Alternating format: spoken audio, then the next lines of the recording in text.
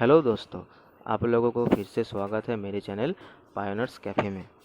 तो आज का वीडियो का जो कैप्शन है वो देख के शायद आप लोग समझ ही गए होंगे कि वीडियो का मुद्दा क्या है। तो फिर भी मैं बता रहा हूँ कि अब जो नियरेस्ट बैंक का एग्ज़ाम है वो है आरआरबी क्लर्क, जो अगस्त महीने में होने को जा रहा है।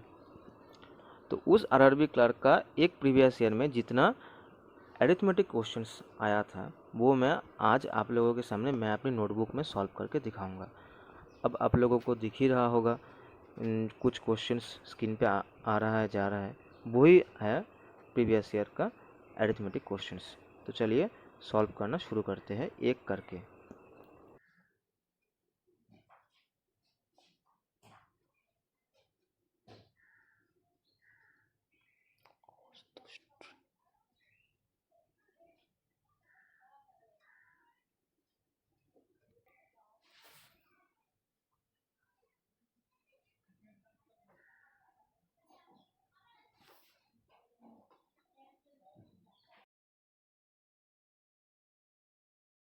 तो फिर चलो गाइस, इस मैथमेटिक्स का जो है हम लोग सॉल्यूशन करते हैं। तो आप लोगों ने पढ़ा ही लिया होगा। तो क्या है ना, जो मेंसुरेशंस का मैथमेटिक्स होते हैं वो लगभग सभी के सभी एक फार्मूला बेस्ड होता है। जैसे कि हम लोग सभी ने छोटी उम्र में पढ़ा ही होगा अपने अपने लैंग्वेज में। बस फ़र्क ये है कि ये बस इंग्लिश लैंग्वेज में अब देता है। तो क्या बोला है कि दो सर्कल हम लोगों को दिया है और दो सर्कल का जो सरकमफ्रेंस है वो भी हम लोगों को दे चुका है। और अभी हमको क्या निकालना पड़ेगा कि दो सर्कल का एरिया निकाल के उन एरिया का डिफरेंस क्या है वो निकालना पड़ेगा। अब देखो भाई, सर्कल का, सॉरी ये पेन मेरा काम नहीं कर रहा है। अब सर्कल का जो एरिया होता है उसका फॉर्मूला क्या होता है? उसका फॉर्मूला होता है ऐसे, पाई आर स्क्वायर। अब जिन लोगों को याद है उन लोगों को दोबारा बताने का ज़रूरत नहीं है, पर जिनका याद नहीं है उनका मैं बताना चाहता हूँ कि पाई का जो है ना भाई, इसका जो वैल्यू होता है वो 22/7। अब दूसरा मैं फॉर्मूला लिख रहा हूँ, वो है सर्कल सरकमफरेंस। ठीक है भाई, जो आप लोग देख समझ लेना। इसका फॉर्मूला था 2 पाई आर। अब हम लोग लिखते हैं फर्स्ट सर्कल, ठीक है, दो सर्कल दे चुका है हम लोगों को। अब कहता है सेकंड वाला सर्कल,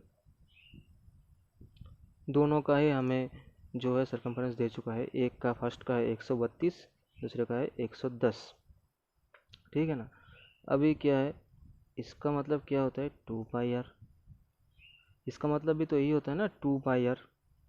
अब हम लोग इसको सोल्यूशन करते हैं, इधर लिख लेते हैं 2 pi R is equal to 132। अब 2 × 22/7 is equal to R. R का मान हमें नहीं पता, मतलब आर का ही हमें निकलना पड़ेगा। तो ठीक है, अब 132, अब ये लोग सब इधर जाएगा तो उलट हो जाएगा। जैसे 7 नीचे था वो ऊपर आ जाएगा, 22 और 22 नीचे, सॉरी 22 और 2 ऊपर था वो लोग नीचे आ जाएगा। अब 22 से 6 गुण करोगे तो 132 आएगा। अब 2 से 3 करोगे तो ये, अब जो फर्स्ट वाला सर्कल है ये होता है हमारा फर्स्ट वाला सर्कल, आर निकल गया। ठीक है ना। अब फर्स्ट सर्कल का तो हम जो एरिया है वो हम बहुत आराम से निकल पाएंगे। क्या है उसका 2 pi R is equal to, sorry sorry sorry, जो एरिया है उसका, सॉरी दोस्त, सॉरी गाइज, हम मुझसे थोड़ा मिस्टेक हो गया। पाई आर स्क्वायर। अब इसका हम क्या निकालेंगे, 22 × 7। अब 21 का स्क्वायर तो कितना है हमें, 441 पता है। अब हम ऐसा ना करके 2 बारी 22 लिख देंगे तो इससे हमारा जो सोल्यूशन है वो निकलना थोड़ा इजी रहेगा। 3 गुण कर दो 66 से, अब 21 गुण कर लो तो क्या होगा, 21 से 6 गुण करोगे तो आपको आएगा 126।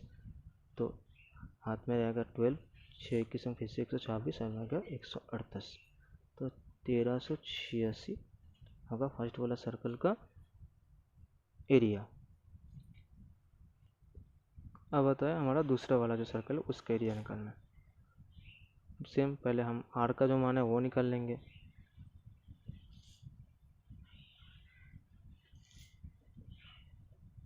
हम डायरेक्ट लिख देंगे 110 गुणे, इधर 22/7 होगा तो इधर 7/22 होगा कि नहीं, इधर 1/2 होगा। अब हम लोग क्या करेंगे, 22 से अगर 5 गुण कर दोगे तो 110 आ जाएगा, और 2 से 5 गुण कर दो 2.5 आ जाएगा। तो अब इसका आप मल्टीपल करोगे, 7 से अगर 2.5 का अगर आप मल्टीपल कर दोगे तो क्या आएगा आपके पास, 17.5। अब हम इससे आराम से जो है वो है एरिया का जो है निकलना है। अब एरिया का क्या है, pi R square is equal to 22 गुणे 7, अब आठ तो हमें मिल चुका है, 17 गुणे 5 गुणे 17 गुणे 5, देख लो भाई। तो अब हम इसका अगर मल्टीपल करने जाएंगे तो बहुत बड़ा आएगा, तो मैं इसका मल्टीपल होगा 962.5, आप लोग कर लेना। तो अब हम फर्स्ट वाला जो है एरिया वो क्या था हमारा 1386, अब सेकेंड वाला एरिया क्या क्या आया 962.5, इसका हम करेंगे तो ऐसा आएगा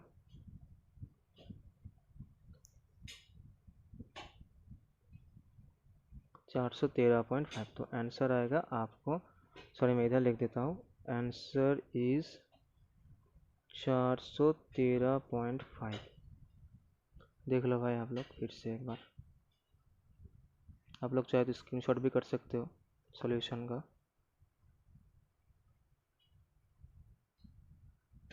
ये हम सबका भी पता चली गया कि ये वाला जो मैथमेटिक्स है ये है पाइपन सिस्टम वाला। तो कुछ नहीं है, बस हम वही कन्वेंशनल मेथड में करेंगे। अब ए का क्षमता जो है वो कितना है 36 मिनट। अब ए एंड बी, सॉरी मैं थोड़ा गलत बोल गया, अरे हाँ ठीक ही तो था। ए जो है वो 36 मिनट में एक टैंक को फुल करता है, और बी जो है वो 60 मिनट में एक टैंक को फुल कर देता है, ठीक है ना। अभी हमको क्या निकालना पड़ेगा कि अब दोनों पाइप अगर एक साथ चलाया दिया जाए तो टैंक का जो मतलब ये अगर पूरा टैंक है तो इसका 1/6 वक्त कितने में कर देगा, कितने में कितने टाइम में फुल हो जाएगा। तो 1/6 निकलने के लिए हमको तो पूरा 6 का जो है वो निकलना पड़ेगा ना।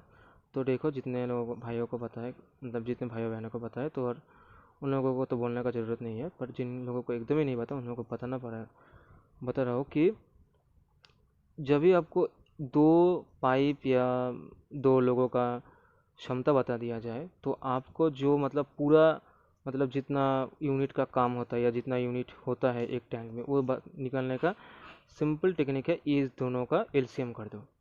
जैसे हम 36 और 60 का एलसीएम करते हैं तो क्या होगा, 6 दूगुने 12, 3 बारह 36, 36 से 5 से मल्टीपल करा जाए तो आएगा आपको 180। अब ये वाला 5 होगा, ये वाला 3 होगा। अब देखो यही तो है ना पूरा का पूरा जो टैंक, मतलब ये वाला जो टैंक है इसमें 180 लीटर पानी आता है, ठीक है ना।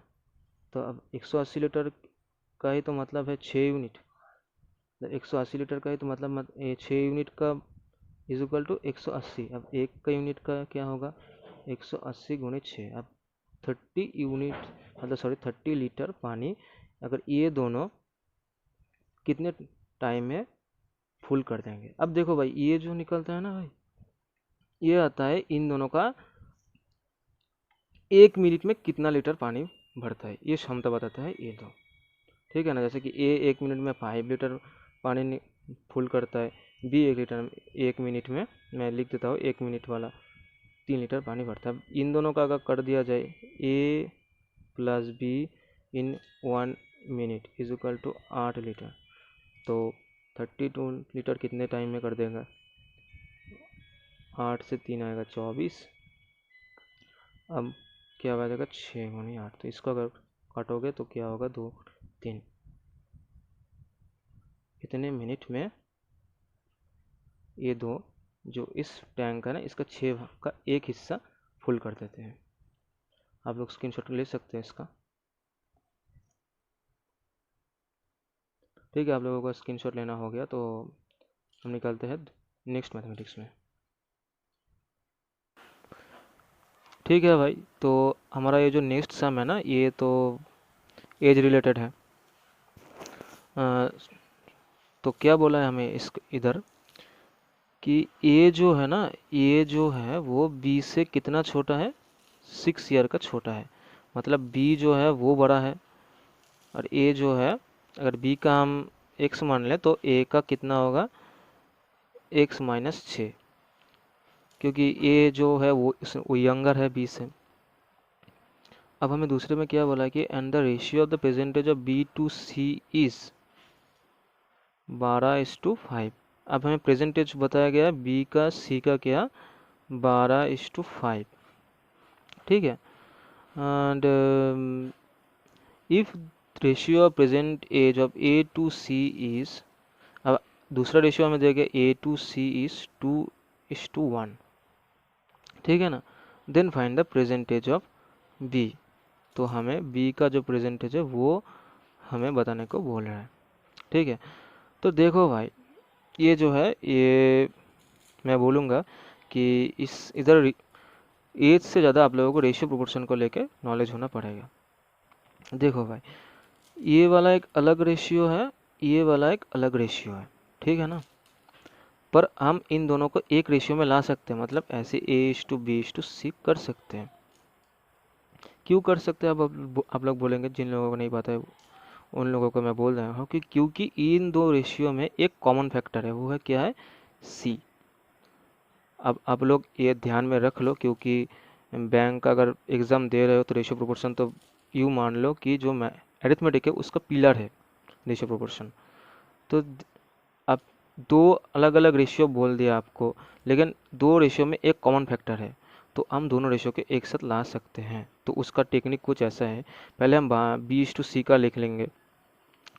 कितना होगा, सॉरी मैंने थोड़ा मतलब थोड़ा हमको घूम के लिखना पड़ेगा। हाँ, हम ऐसे लिख देंगे B:C:A। B:C का क्या बोला गया हमको, 12:5। अब A:C का क्या बोला गया, 2:1। हम लिख सकते हैं।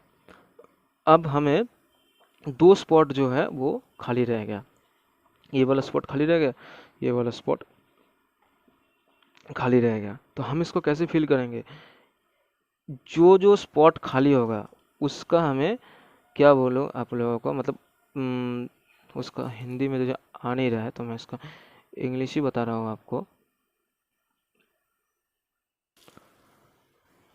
अच्छा ठीक है, मुझे दूसरी लैंग्वेज में आप लोगों को समझाने दीजिए।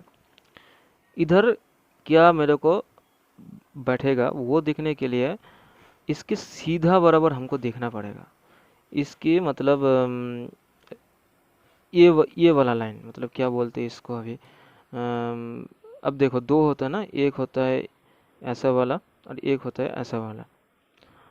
तो हमें ये वाला दिखना पड़ेगा कि हमें इधर क्या बैठेगा, क्या होगा, क्या मतलब क्या मान बैठेगा, उसके लिए हमें ये बराबर देखना पड़ेगा। ये बराबर इसका जो सबसे नियरेस्ट होगा वो इधर बैठ जाएगा। इसका सबसे नियरेस्ट क्या है, 5। अब इसका भी सेम है, ये बराबर हमको देखना पड़ेगा, मतलब ये बराबर मैं एरो करके दिखा रहा हूँ। अब इसका इधर नियरेस्ट क्या इसका नियरेस्ट इधर क्या बैठेगा, एक बैठेगा। तो ठीक है, अभी इन दोनों को हम मल्टीपल करना पड़ेगा। मैं लिख रहा हूँ मल्टीपल करना पड़ेगा। 5×10 होता है, 5 1 कम, 12×5। अब देखो ये वाला जो है ना, ये इस मैं अरिथमेटिक का मैं बोल सकता हूँ की है, क्योंकि ये वाला पॉइंट ही आपको आंसर तक ले जाएगा। अब क्या बोला है पहले में कि ए जो है वो बी से 6 ईयर का डिफरेंस रहता है, 6 ईयर का छोटा है। अब देखो बी का निकल गया हमें 12, ए का निकल गया 10। तो इनमें कितना डिफरेंस है, 2 का डिफरेंस है। तो हम लिख ही सकते हैं 2=6, लिख सकते हैं कि नहीं। अब हम 1 लिख सकते हैं 3। अब जब एक का मान निकल आ गया तो कुछ वो किसी का भी मान निकल सकता है। तो हमें क्या बोला कि then find the present age of B. तो सिंपल बी का क्या है, 12, 36 ईयर्स है बी का प्रेजेंटेज। यही होता है आंसर। ठीक है ना।